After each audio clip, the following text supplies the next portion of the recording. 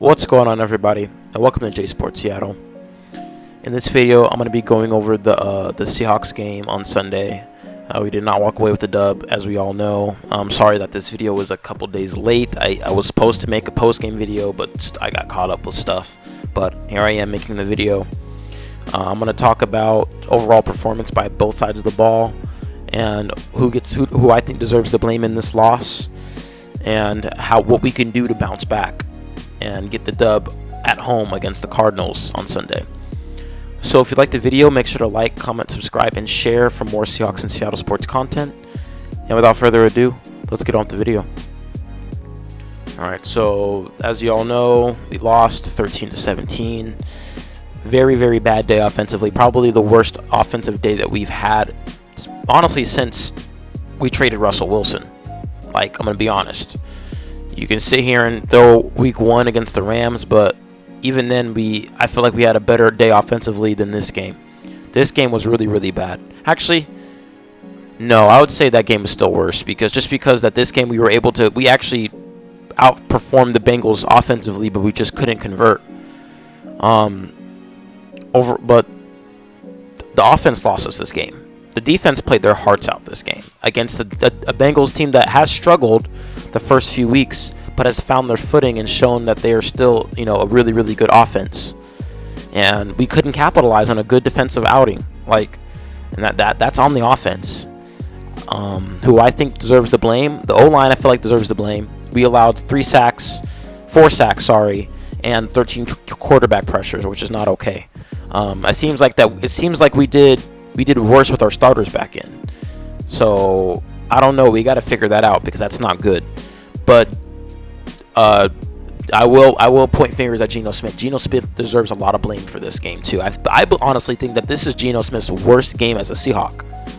I'm going to be honest. Yes, he had 323 yards, but 2 interceptions, and his decision making was probably the worst. This is probably the worst game decision wise Geno's ever had as a Seahawk, and I will go over why.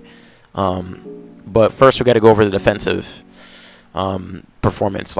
Man, we had a really, really good game defensively. 6 pass deflections, 5 quarterback hits, 3 sacks, 4 tackles for losses. We had a really, really good game defensively. Quandre Diggs had a really good game. Witherspoon had 3 pass deflections. He had half the team's pass deflections. That is really, really good, man. Draymond Jones did an amazing job against the run. He had a sack too. Jaron Reed had a sack and a tackle for loss. Reek Woolen had a really good game defensively. Had a pass deflection. This is really, really good defensively, and I couldn't be any happier to see that our defense is showing that. Last week against, what we had against the Giants wasn't a fluke, where our defense is improving. But we squandered a chance to capitalize on a really, really good defensive showing. And like I said, that's all I can really say about the defense. The defense did their best, but the offense couldn't capitalize. So I'm going to focus more on the offense and what we can do to bounce back and make sure we don't make the same mistakes we did. First, we got to talk about this. We have a DK Metcalf problem. DK, man, I don't know. He has been a detriment to this team so far with these penalties. The thing is that cornerback that he was matched up against didn't do anything wrong. He was just playing good coverage, and Geno took his anger out on him for no reason whatsoever, and got an unnecessary roughness and stalled a drive that went to the Seahawks 40. We were driving on that, and he pushed us back, and it ended in a punt. That is unacceptable. DK, man, you have to get it together, man. Seriously, and I don't see us trading him, but if he continues to have these issues and being a diva and letting his emotions get the best of him, I wouldn't be surprised if John Schneider's all right, what can we do? What kind of trade package can we get for DK? Because so far DK is being a diva, and he's costing this team.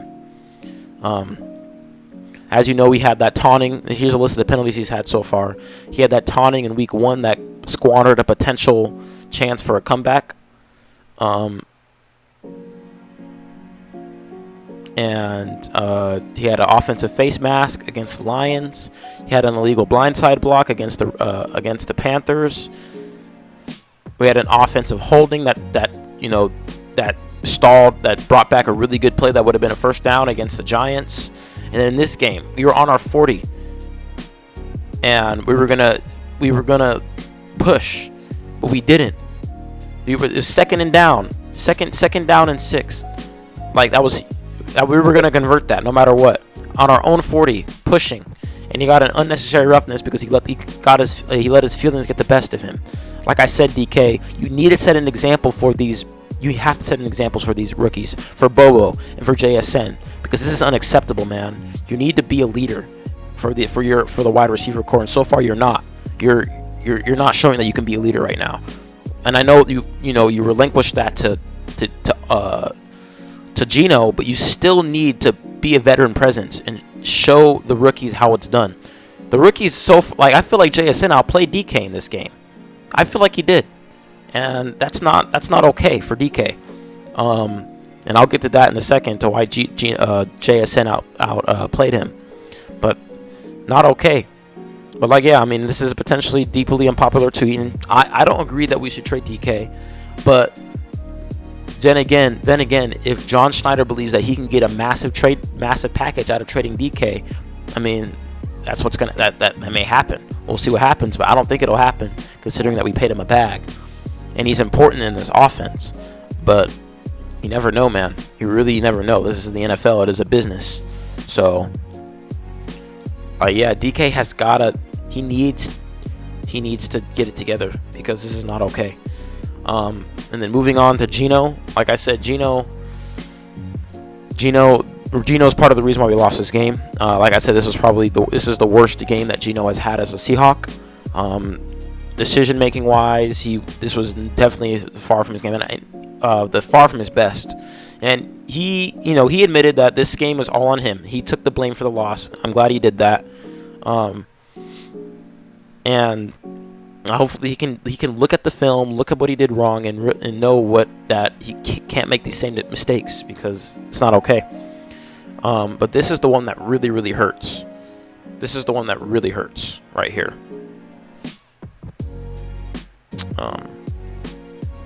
Okay. Yeah, this isn't good. It is a little grainy, but you can still see it. Look at JSN. Wide open. That would have been the game-winning touchdown right there. And look at Gino had enough time in the pocket. The O-line gave him enough time there. Look at that. He had a night. Even if he could have thrown it on the run too, but I feel like he had enough time in the pocket to make the throw in stride to Gino or to JSN, and he was looking that way too.